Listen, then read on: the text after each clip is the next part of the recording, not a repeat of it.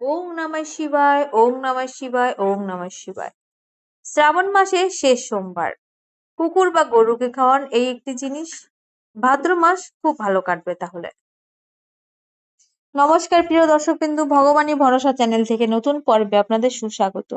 আশা করি ঈশ্বরের কৃপায় ভালো আছেন এবং সুস্থ আছেন।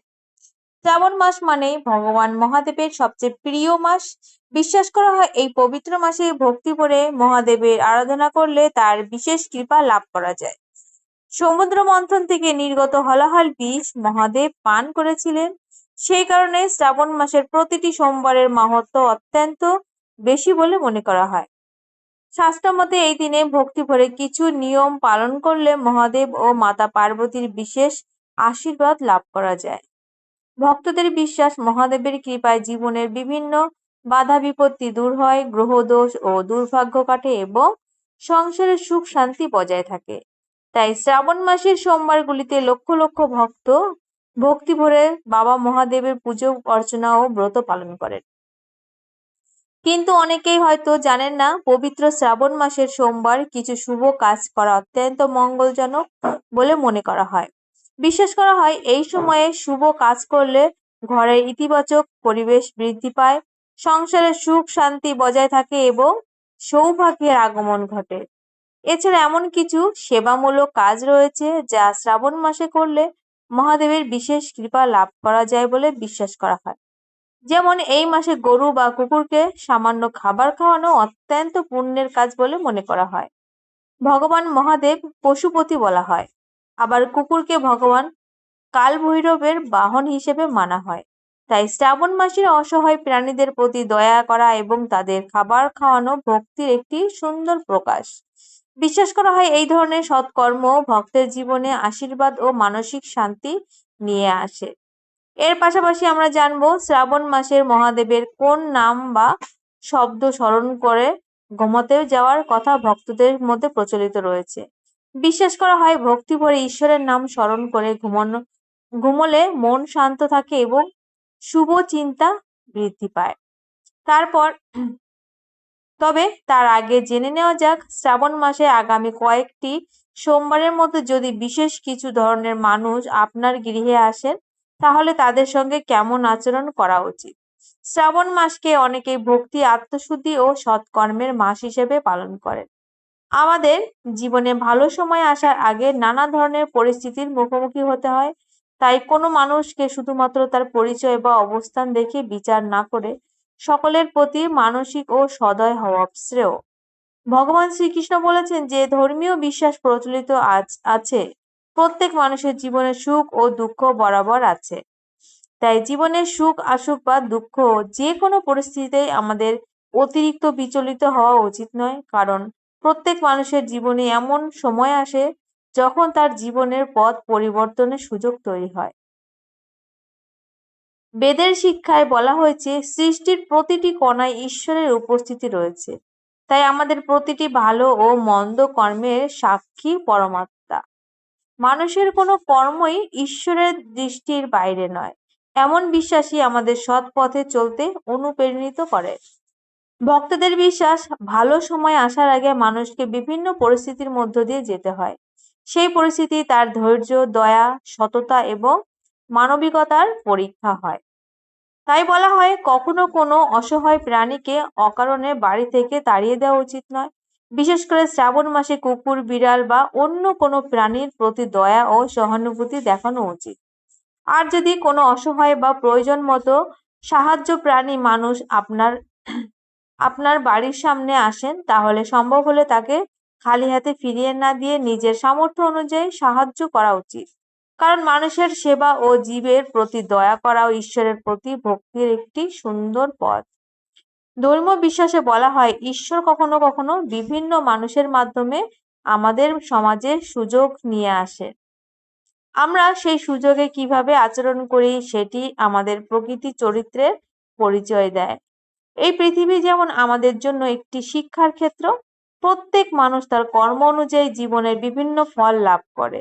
তাই কখনো আরো ভাগ্য হঠাৎ পরিবর্তন হয়, আবার কখনো জীবনে কঠিন সময় আসে। এসব পরিস্থিতির আমাদের উচিত ধৈর্য রাখা এবং নিজের সৎ কর্ম ও ধর্মের পথ থেকে সরে না যাওয়া। সবচেয়ে বড় কথা হলো সুখ সম্পত্তি হওয়ার পরেও যেন আমরা ঈশ্বরকে ভুলে না যাই। নিজের কর্ম, নিজের কর্তব্য এবং নিজের মানসিকতাকে যেন কখনো বিস্মিত না হয়। কারণ প্রকৃত ভক্তি শুধু ঈশ্বরের কাছে নিজের মনোবাসনা পূরণের প্রার্থনা করা নয়। প্রকৃত ভক্তি হলো সৎ থাকা, অন্যের প্রতি দয়া করা, নিজের কর্তব্য পালন করা এবং প্রতিটি জীবের মধ্যে ঈশ্বরের উপস্থিতি সম্মান করা। এই শ্রাবণ মাসে তাই মহাদেবের কাছে একটাই প্রার্থনা হোক, আমাদের মনকে পবিত্র করুন, সৎ পথে চলার শক্তি দিন এবং সকলের মঙ্গল করার মতো হৃদয় দিন। এই সবকিছুর ঈশ্বর বিভিন্ন পরীক্ষার মাধ্যমে আপনাদের যাচাই করেন, তাই তিনি কখনো কখনো বিভিন্ন রূপে ভক্তের বাড়ি এসে ভক্তের পরীক্ষা নেন। আর সেই পরীক্ষার পরেই অনেক সময় মানুষের জীবনে হঠাৎ করে পরিবর্তন আসে। তাই ধর্মীয় বিশ্বাসে বলা হয়, বিশেষ কিছু মানুষ যদি আপনার বাড়িতে আসেন তাহলে তাদের কখনো খালি হাতে কখনো ফেরানো উচিত নয়। তাহলে কারা সেই ব্যক্তি, চলুন আমরা জেনে নিই। নাম্বার 1, তৃতীয় লিঙ্গের মানুষ। ধর্মীয় বিশ্বাসে তৃতীয় লিঙ্গের মানুষদের শিব ও শক্তির সঙ্গে বিশেষভাবে যুক্ত করে দেখা হয়। তারা যদি আপনার বাড়িতে এসে কিছু দান চান তাহলে আপনার সামর্থ্য অনুযায়ী তাদের সাহায্য করতে পারেন।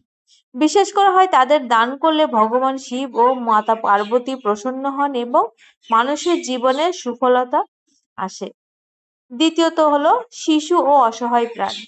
যদি কোনো শিশু কিংবা গরু, কুকুর, হনুমান বা অন্য কোনো অসহায় প্রাণী আপনার বাড়ির দরজার সামনে এসে দাঁড়ান, তাহলে তাকে তাড়িয়ে না দিয়ে সামর্থ্য অনুযায়ী খাবার খাওয়াতে পারেন। অনেকের বিশ্বাস, জীবের প্রতি দয়া ও সেবা করা ঈশ্বরের প্রতি ভক্তিরই একটি সুন্দর প্রকাশ। তাই সেই সময়ে কোনো প্রাণীকে খাবার খাওয়ানো একটি পুণ্যের কাজ হিসেবে বিবেচিত হয়। 3 নম্বর হলো অসুস্থ ও অসহায় মানুষ।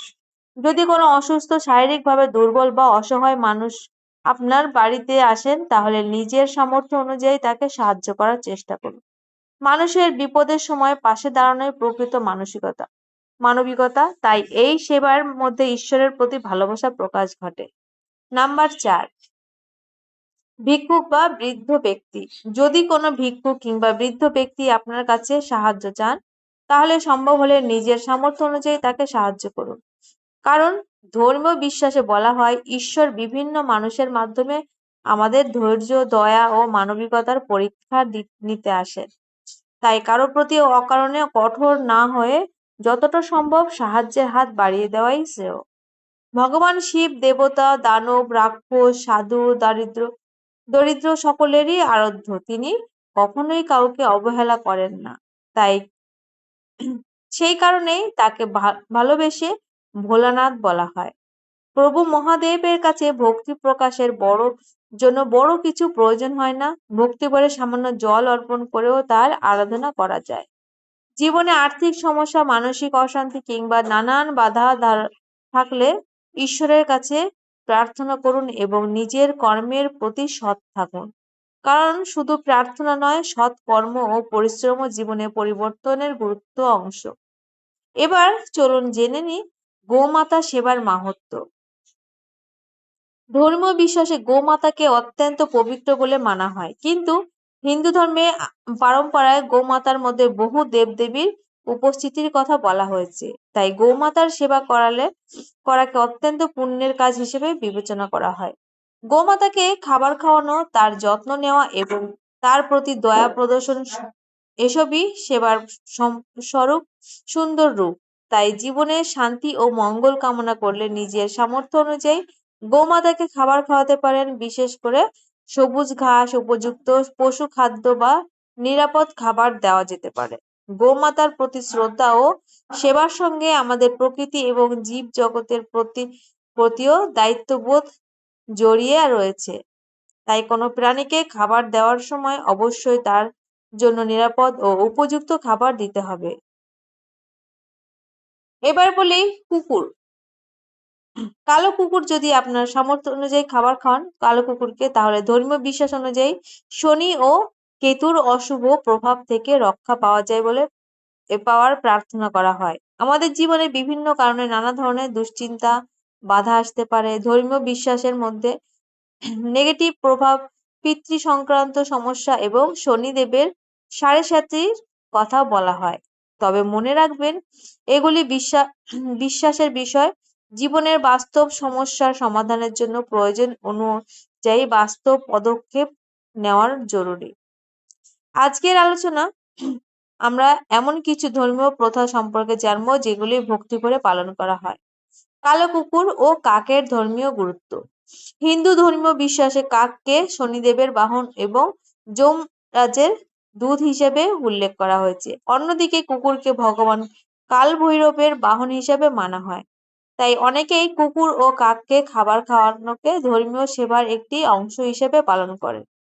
তবে কোনো প্রাণীকে খাবার দেওয়ার সময় তার জন্য নিরাপদ ও উপযুক্ত খাবারই দেওয়া উচিত।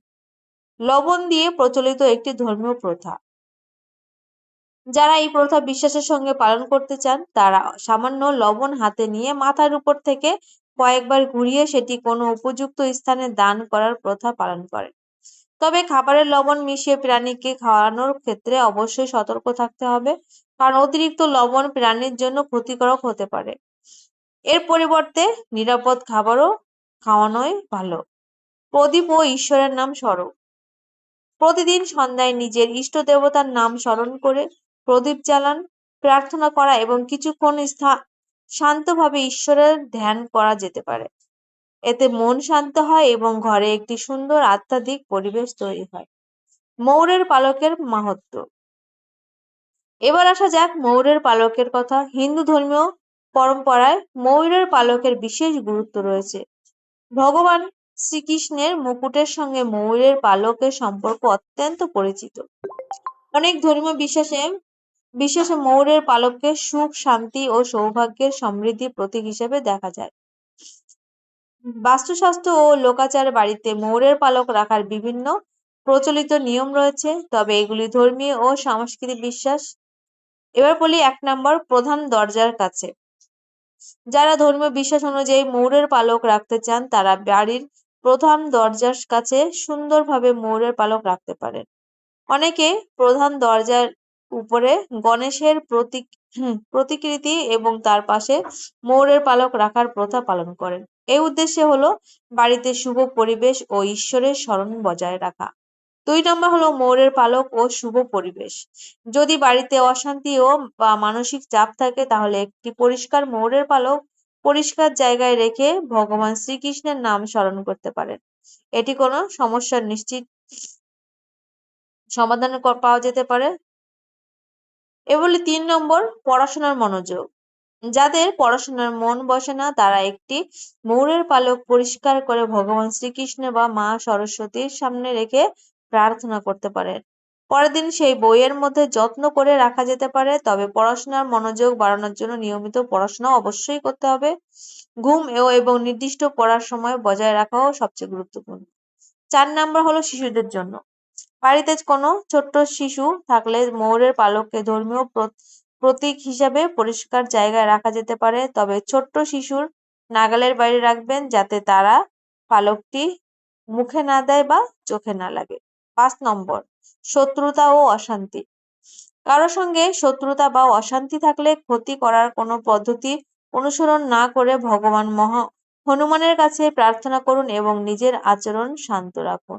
ধর্ম বিশ্বাস অনুযায়ী মঙ্গল দিনে হনুমানজির আরাধনা করে নিজের মনের কথা প্রার্থনার মাধ্যমে জানানো যেতে পারে। 6 নম্বর, যাদের কোনো মনোবাঞ্ছা রয়েছে বা জীবনে উন্নতি কামনা করেন, তারা স্নান করে ভগবান শ্রীকৃষ্ণের মন্দিরে অথবা বাড়ির তার সামনে ময়ূরের পালক রেখে প্রার্থনা করতে পারে। নিজের মনের ইচ্ছা ঈশ্বরের কাছে জানিয়ে সৎভাবে নিজের কর্ম করে যেতে হবে। কারণ শুধু কোনো একটি ভগবান শ্রীকৃষ্ণের শিক্ষা আমাদের মনে করিয়ে দেয় যে ফলের চিন্তা না করে নিজের কর্তব্য সৎভাবে পালন করা যেতে পারে। তাই ঈশ্বরের প্রতি বিশ্বাস রাখুন, মানুষের প্রতি দয়া করুন, জীব-জন্তুর প্রতি সহনশীল হন এবং নিজের কর্মের প্রতি সৎ থাকুন। এছাড়া বন্ধুরা, শ্রাবণ মাসের মহাদেবের অত্যন্ত প্রিয় বলে মনে করা হয় এবং এমন কিছু সামগ্রিক ভক্তি ভরে বাড়িতে আনতে পারেন, যেমন গঙ্গা জল, বেলপাতা, রুদ্রাক্ষ এবং একটি ছোট্ট বেল গাছ। শ্রাবণ মাসে বাড়িতে একটি বেল গাছ লাগানো অত্যন্ত শুভ বলে ধর্মীয় বিশ্বাস মনে করা যায়। বেলপাতা যেহেতু ভগবান শিবের পূজার বিশেষভাবে ব্যবহৃত হয়, তাই বাড়িতে বেলগাছ থাকলে নিয়মিত শিবের আরাধনা ও তা ব্যবহার করা যেতে পারে। এছাড়াও এই মাসে একটি রুদ্রাক্ষ গৃহে আনতে পারেন। ধর্মীয় বিশ্বাসে রুদ্রাক্ষকে ভগবান শিবের সঙ্গে বিশেষভাবে সম্পর্কিত বলে মনে করা হয়। শ্রাবণ মাসের কোনো সোমবার পুজোর স্থানে রুদ্রাক্ষ রেখে ভগবান শিবের আরাধনা করে ওম নমঃ শিবায় মন্ত্র জপ করতে পারেন। এছাড়াও বাড়ির শিবলিঙ্গে রেখে নিয়মিত ভক্তি ভরে পুজো করার প্রচলন রয়েছে। তামার কলস, শঙ্খ ও পদ্ম ফুলও পুজোর কাজে ব্যবহার করা হয় এবং ধর্মীয় বিশ্বাসে এগুলিকে শুভ বলে মনে করা হয়। এবার চলুন জেনে নিই শ্রাবণ মাসের সোমবারে কিভাবে মহাদেবের আরাধনা করব। ভগবান শিবকে দেবাদিদেব মহাদেব বলা হয়, তাই এই পবিত্র দিনে ভক্তি ভরে তার পুজো অর্চনা করুন। শিবলিঙ্গে জল ও বেলপাতা অর্পণ করতে পারেন। পুজোর সময় নিজের মনকে শান্ত রেখে মহাদেবের কাছে প্রার্থনা করুন। পুজোর স্থানে উত্তর বা পূর্ব দিকে একটি ঘিয়ের প্রদীপ জ্বালিয়ে ওম নমঃ শিবায় মন্ত্র জপ করতে পারেন। তারপর হাত জোড় করে মহাদেবের কাছে নিজের মনের কথা বলুন। হে মহাদেব, তোমার কৃপা যেন আমাদের উপর সর্বদা বজায় থাকে। আমাদের জীবন থেকে দুঃখ ও দুর্দশা দূর করো। আমাদের সৎ পথে চলার শক্তি দাও এবং আমাদের পরিবারের শান্তি, মঙ্গল ও সমৃদ্ধি দাও। মনে রাখবেন, ঈশ্বরের কাছে প্রার্থনার পাশাপাশি নিজের কর্ম ও কর্তব্য সৎভাবে পালন করা অত্যন্ত গুরুত্বপূর্ণ।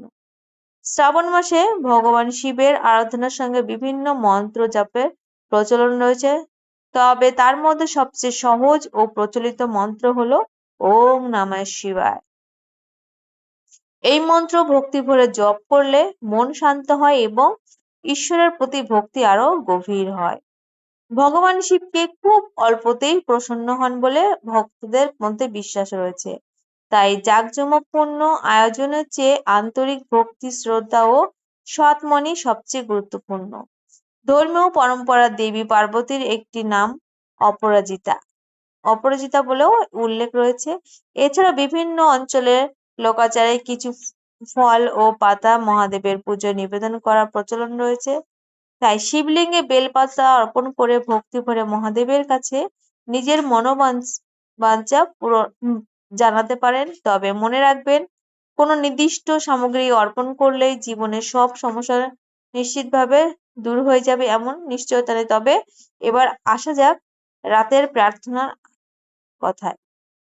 বাড়িতে শিব পুজো করার পর রাতে ঘুমানোর যাওয়ার আগে কিছুক্ষণ শান্তভাবে বসে মহাদেবের স্মরণ করতে পারেন।